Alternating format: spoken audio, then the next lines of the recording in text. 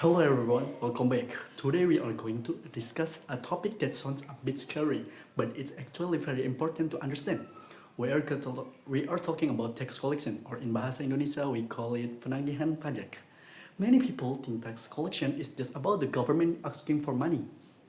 But technically, it is a series of law enforcement action. It happens when a taxpayer does not pay their tax debt by the due date. The goal is simple: to ensure fairness, because when some people don't pay, it hurts the entire system and the development of our country.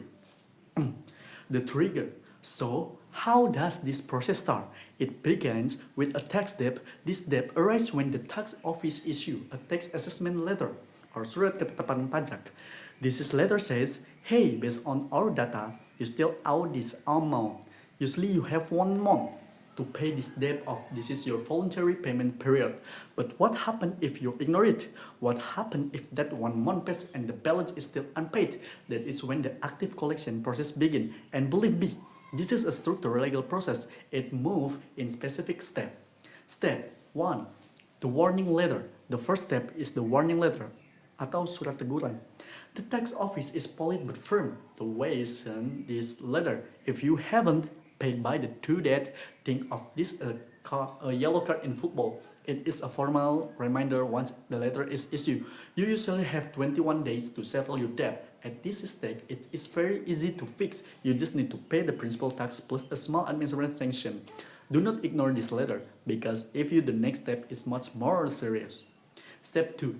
The distress warrant. If the 21-day pass and you still haven't paid, the tax bailiff or jurisdita will issue a distress warrant. This is known as surat paksa. This is a game changer. Why? Because a distress warrant has the same legal power as a final court decision. The tax bailiff will come to you personally to deliver this. You will be charged a notification fee. Once this warrant is served, the clock ticks faster. You only have 2 to 24 hours to pay off your entire debt. It's only 2 days. It is a very tight window. Step 3. Confiscation and asset freezing. If this 48 hours pass without payment, we move the confiscated stake or sita. The tax bailiff was the authority to seize your asset. This could be your bank account, your car, your land, or even your valuable. Important to note, confiscation doesn't mean they take it away immediately. It means the assets are frozen and placed under state control. You cannot sell them or transfer them. At the same time, the tax office can also perform blocking. They can ask the bank to freeze your account instantly. They can also issue a travel ban or pencegahan stopping you from going abroad. Step 4. Auction and hosting tax. If the debt is still not paid after confiscation, the final step is the public action or lelang.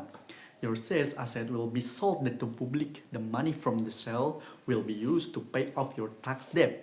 If the sale price is higher than your debt, you get the remaining money back. If it's lower, you still owe the rest in very extreme case.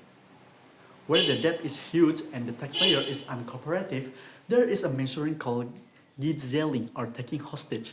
This means temporary imprisonment in a correctional facility until the debt is paid. In conclusion, it sounds intense, right? But here is the good news: you can avoid all of this. Communication is the key. If you have financial difficulty, do not run away. Come to the tax office, talk to the account representative. In many cases, you can apply for an installment plan to pay your tax instead. Tax collection is strict, but it respects the right of the taxpayer. Be a responsible citizen, pay your taxes, and build the nation together.